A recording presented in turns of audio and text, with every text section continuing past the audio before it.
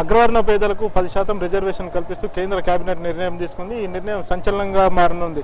అయితే దీనికి సంబంధించి రాష్ట్రంలో కావచ్చు, దేశంలో కావచ్చు ఎక్కడి నుంచి ఎలాంటి డిమాండ్స్ వస్తాయనే విషయానికి సంబంధించి మనతో పాటుగా జాతీయ బీసీ సంఘం అధినేత ఆర్ కృష్ణ గారు ఉన్నారు. వారిని అడిగి పూర్తి వివరాలు తెలుసుకునే ప్రయత్నం చేద్దాం. సార్ చెప్పండి, అగ్రవర్ణ పేదలకు 10% రిజర్వేషన్ కల్పించడాన్ని మీరు ఏ విధంగా చూస్తారు? దీన్ని సమర్థిస్తారా?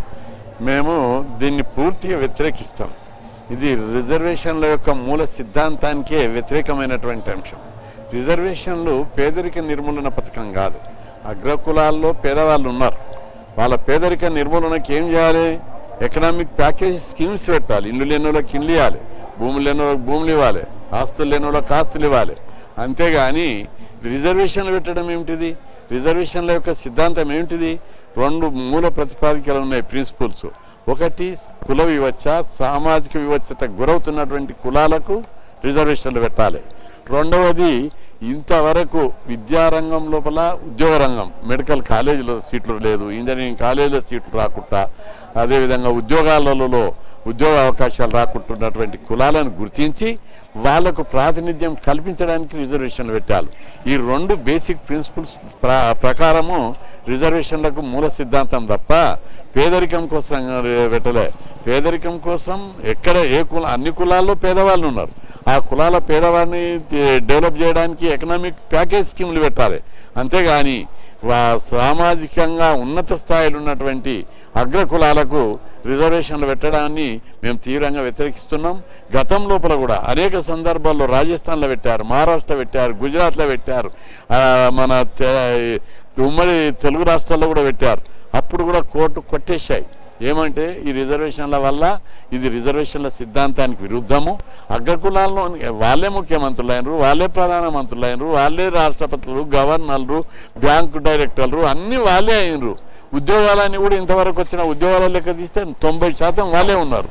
ఇప్పుడు ఏదో రిజర్వేషన్లు పెట్టుకొని పేద కులాలు అభివృద్ధి చెందుతుంటే వాళ్ళు దండ ప్రయోగం చేస్తాం, మేము మాది ఆధిపత్యం ఉంది, మేము ఏమన్నా అంటే వాళ్ళ బెదిరింపులకు లొంగి దద్దమ్మ లేక కేంద్ర ప్రభుత్వము రిజర్వేషన్లు పెట్టడం అనేది చేతగాంతరం అని చెప్పి రాజకీయ ప్రయోజనాల కోసం, రాజకీయ దురుద్దేశంతో రిజర్వేషన్లు పెట్టడానికి ప్రయత్నం చేస్తున్నారు.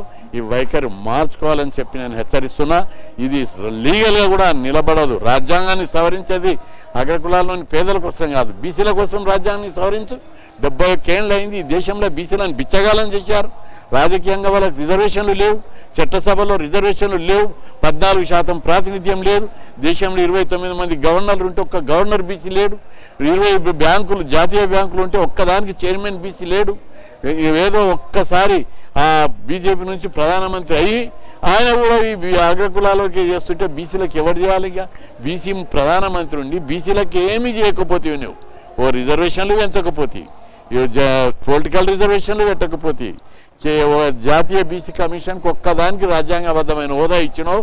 ఇంకా ఏమి, ఒక బడ్జెట్ లేదు, ఫీజుల రియంబర్స్మెంట్ లేదు, రెసిడెన్షియల్ స్కూలు లేవు, ఏమీ చేయలేదు.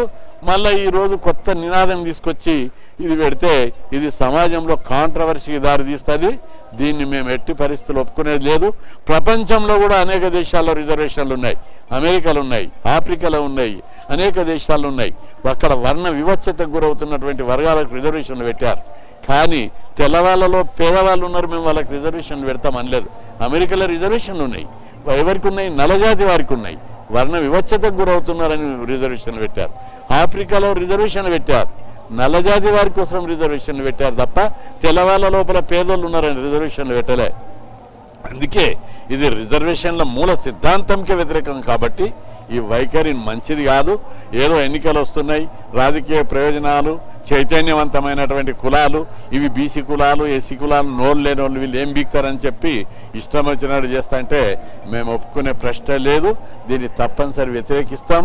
న్యాయపరంగా, చట్టపరంగా, ప్రజా ఉద్యమాల పరంగా, వీధి పోరాటాల నుంచి సుప్రీంకోర్టు పోరాటాల దాకా పోరాటం చేసి దీన్ని అడ్డుకుంటాం. ఇది ఇంతటితో పోదు కదా. దీని ఎక్కడ ప్రైవేట్ రంగం తీసుకుందాం. 90% ఉద్యోగాలన్నీ కూడా ప్రైవేట్ రంగంలో ఉన్నాయి. అందులో 90% ఉద్యోగాలు అగ్రకులాలే ఉన్నారు. ఎగ్జిక్యూటివ్ జాబులంతా కూడా వాళ్ళే ఉన్నారు. ఈ సుప్రీంకోర్టులో రిజర్వేషన్ లేవు, జడ్జిలంతా వాళ్ళే ఉన్నారు. హైకోర్టులో రిజర్వేషన్ లేవు, జడ్జిలంతా వాళ్ళే ఉన్నారు. అంటే ఇప్పుడు అనేక సామాజిక వర్గాల నుంచి అనేక డిమాండ్స్ వచ్చినాయి. తమ రిజర్వేషన్ పెంచాలని చెప్పేసి అనేక సామాజిక వర్గాలు సుప్రీంకోర్టు దాకా కూడా వెళ్ళాయి. అయితే 50% మించి ఉండొద్దు రిజర్వేషన్లు అని చెప్పిన సుప్రీంకోర్టు ఇప్పుడు 60% వెళ్తున్న సందర్భంలో వాటిని రాజ్యాంగ సవరణ కూడా చేసేందుకు సిద్ధమైపోయింది కేంద్ర ప్రభుత్వం. దీనివల్ల ఎలాంటి ఇబ్బందులు వస్తాయి? ఏ కులాలకు కావచ్చు, ఏ సామాజిక వర్గాలకు అన్యాయం జరిగే అవకాశం ఉంది? రెండవది అగ్రకులాలకు కానీ అగ్రకులాలలోని పేదవాళ్ళకు కానీ వ్యతిరేకం కాదు. ఇక్కడ నేను సిద్ధాంతపరంగా నేను మాట్లాడుతున్నా. అగ్రకులాల్లో పేదవారిని డెవలప్ చేయడానికి చర్యలు తీసుకోవాలి. ఏది రిజర్వేషన్ పెడితే వాళ్ళకి ఏమైనా ఒరుగుతుందా? ఉద్యోగాలే భర్తీ చేస్తలేవు, వాళ్ళకి ఉద్యోగాలు వస్తాయా? కేంద్రంలో 14 లక్షల ఉద్యోగాలు ఖాళీగా ఉన్నాయి, వాటిని భర్తీ చేయి. దమ్ముంటే రాష్ట్రంలో 2 లక్షల ఉద్యోగాలు ఖాళీ, వాటిని భర్తీ చేయి. అగ్రకులాల్లోని పేదలకు అందరికీ ఉద్యోగాలు వస్తాయి. ఆ పని చేయకుండా ఈ కుట్లాట గంపల తవుడు వేసి పంచాయతీ పెట్టినట్టు నువ్వు రిజర్వేషన్ ఉద్యోగాలే భర్తీ చేయకుండా వీళ్ళకి రిజర్వేషన్లు పెట్టి వాళ్ళ రిజర్వేషన్లు పెట్టి పంచాయతీ ఎందుకు పెడతావు? అందుకే మేము ఈ రిజర్వేషన్ల సిద్ధాంతాన్ని బేసిక్గానే వాళ్ళు డైల్యూట్ చేస్తున్నారు కాబట్టి దాన్ని సిద్ధాంతపరంగా మేము వ్యతిరేకిస్తున్నాం. ఒకటి, రిజర్వేషన్లు 50% దాటాలి, రాజ్యాంగ సవరణ చేస్తా అంటున్నాం కదా. రాజ్యాంగ సవరణ నేను చేయమనేది ఒకటే, ఎవరి జనాభా ఎంతుంటే వాళ్ళకి ఆ జనాభా ప్రకారం రిజర్వేషన్లు పెట్టి. బీసీలో 52% ఉంది, 52% పెట్టు. ఎస్సీలకు జనాభా ప్రకారం ఉన్నది ఓకే, ఎస్టీలకు జనాభా ప్రకారం ఉన్నది ఓకే. మైనార్టీలు ఎంత ఉన్నారో వాళ్ళ జనాభా ప్రకారం వాళ్ళకి పెట్టు. అప్పుడు అగ్రకులాలకు వాళ్ళ జనాభా ఎంతుంటే వాళ్ళకి పెడితే మాకు అభ్యంతరం లేదు. అంటే ఇప్పుడు ఈ తీసుకున్న నిర్ణయం వల్ల రాజకీయ పరంగా ఎలాంటి డిమాండ్స్ వచ్చే అవకాశం కనిపిస్తుంది? మిగతా రాష్ట్రాల నుంచి కూడా ఎలాంటి డిమాండ్స్ వస్తున్నాయి? మీరు జాతీయ నేతగా ఒక విషయం నేను ఒకటే డిమాండ్ పెడుతున్నా, మీరు అగ్రకులాల్లోని పేదలకు రిజర్వేషన్లు పెడితే బీసీలకు అన్ని రంగాల్లో రిజర్వేషన్లు పెట్టమని నేను అడుగుతున్నా. పొలిటికల్ రిజర్వేషన్లు జనాభా 52 ఉన్నది, 52కి పెట్టు. విద్యా ఉద్యోగాలు 52% ఉన్నాం, 52% పెట్టు. మా జనాభా ప్రకారం ఎవరి జనాభా ప్రకారము వారికి రిజర్వేషన్లు పెడితే అప్పుడు ఎవరికి అభ్యంతరం ఉండదు. ఈ రిజర్వేషన్లు పెంచడం దేనికి సంకేతంగా మీరు భావిస్తున్నారు? ఇది ఓన్లీ పొలిటికల్ బెనిఫిట్ కోసం చేస్తారు. పార్లమెంట్ ఎన్నికలు వస్తున్నాయి, అందులో లాభం ఓట్లను కొల్లగొట్టాలనేటువంటి ఉద్దేశంతో చేసేది తప్ప ఇందులో నీతి కానీ నైతికత కానీ హేతుబద్ధత కానీ ఏమీ లేదు. దీనికి మీరు ఏం చేయబోతున్నారు? ఈ అంశానికి సంబంధించి బీసీ సంఘం మేము కేంద్ర ప్రభుత్వం ఒకటే పెట్టుతున్నాం, బీసీల జనాభా ప్రకారము బీసీలకు పెంచినాకనే ఎవరి జనాభా ప్రకారం వాళ్ళకి ఇవ్వమని నేను అడుగుతున్నాను. ఏది ఏమైనా అగ్రవర్ణాలకు తాము వ్యతిరేకం కాదని, అగ్రవర్ణ రిజర్వేషన్ కల్పించడం వల్ల తమకు ఇబ్బంది లేదు, కానీ ముందుగా బీసీలకు రిజర్వేషన్ జనాభా దామాషా ప్రకారం ఖచ్చితంగా 50% ఎక్కువగానే పెంచాలని చెప్పేసి ఆర్ కృష్ణ డిమాండ్ చేస్తున్నారు. కెమెరామెన్ ఫణీంద్రతో సుధీర్, ఎన్టీవీ, హైదరాబాద్.